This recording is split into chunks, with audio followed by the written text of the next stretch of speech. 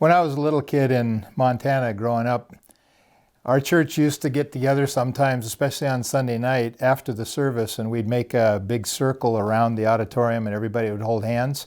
And we would sing a hymn that was engraved in my mind ever since, "God be with you till we meet again."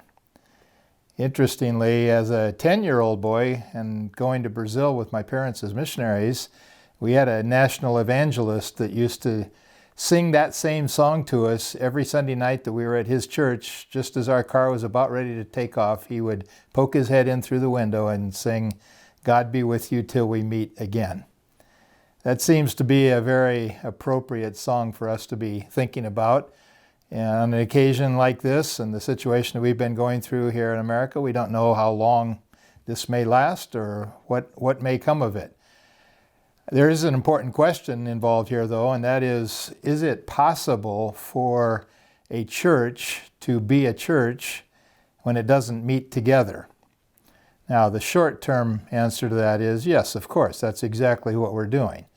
We are meeting together in different places, but our hearts have come together. We've been able to use modern technology to have something like a community experience together, and that's very important. Now, the long-term answer to that question, though, is no, it's not possible. The church is meant to be together.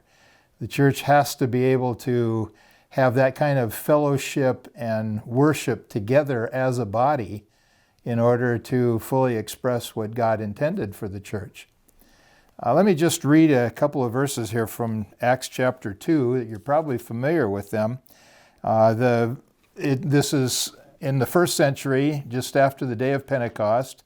The early believers are together, and it says they were continually devoting themselves to the apostles' teaching and to fellowship and to the breaking of bread and to prayer. We can do some of that individually and in our different places, but we can't really fulfill that. Even the aspect of preaching, that's meant to be a community event where people are together. Today we have wonderful audio and visual recordings, and you can hear preachers from all different ages and all different parts of the world, but it is not the same as coming together as a body of believers, and that's the imagery used always in the Bible, a body that comes together, and we learn and think and commune through that kind of an experience. And of course, being able to observe the ordinances, the baptism and the Lord's Supper, you have to be together for those things.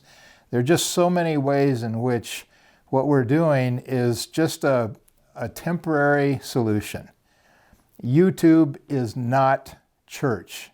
Let us be very clear about that. We're very thankful for modern technology that allows us to do something like this, but let us not get complacent or think that somehow this is the solution to what we need to be doing as a body of believers. We're glad you can join us. I hope that you'll be able to get together as a family and attend services, and that as much as that's possible. I hope you'll stay involved in the life of the church by sending us your prayer requests, and we'll be doing everything we can to get that out and to communicate with you regularly. But let us remember the words of that good old song, "God be with you until we meet again."